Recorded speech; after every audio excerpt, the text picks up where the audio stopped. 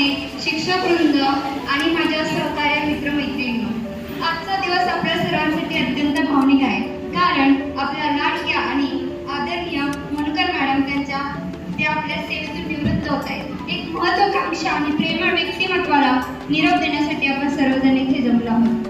Madam, तुमचा प्रवास आमच्यासाठी अत्यंत प्रेरणादायी ठरला आहे. तुमची कामाप्रतीची निष्ठा, वेळेचे नियोजन, संकटाच्या वेळी शांत राहून काम करण्याची पद्धत आम्हाला नेहमी आवडते. तुम्ही कितीही कामाच्या व्यापात असला तरी तुमच्या चेहऱ्यावरचे हास्य जसाला तसेच असते. तुम्ही फक्त एक ज्येष्ठ शिक्षिका नव्हत्या, तर आमच्या उत्तम मार्गदर्शिका आहात.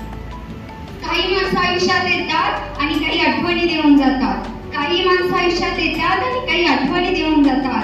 तसेच तुमचं मार्गदर्शन आणि तुमचा सहवास कायम आमच्यासाठी अनमोल एक ठेव आहे. तुमचे मार्गदर्शन आणि तुमचा सहवास हे आमच्यासाठी अत्यंत अनमोल ठेव आहे. मी इयत्ता तिसरीत या शाळेत आले तेव्हा त्या मला वर्ग शिक्षिका म्हणून होत्या. त्यांच्यासोबत मी अनेक उत्तम क्षण घालवले आहेत.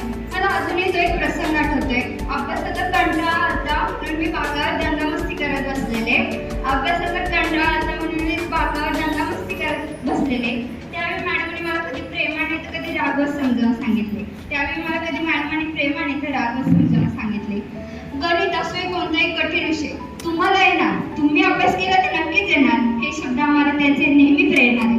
तुमच्या भावना व्यक्त करण्यासाठी मला या 4 ओळी आठवतात. बाकावरती बसायचो तेव्हा सावरले तुम्ही, बाकावरती बसायचो तेव्हा सावरले तुम्ही, कधी रागवत कधी प्रेमाने धडे शिकवले तुम्ही, कधी रागवत कधी प्रेमाने धडे शिकवले तुम्ही. झाली असेल सेवा पूर्णपणे आदर्शाला निवृत्ती नाही, झाली असेल सेवा पूर्णपणे आदर्शाला निवृत्ती नाही. मॅडम, तुमची प्रेरणा कायम आमच्यासोबत राहील. मॅडम, तुमची प्रेरणा कायम आमच्यासोबत राहील. तुमची सेवानिवृत्ती झाली असली तरी तुमच्या एका नवीन सुंदर इनिंगची सुरुवात होत आहे. तुम्ही तुमचं पुढील आयुष्य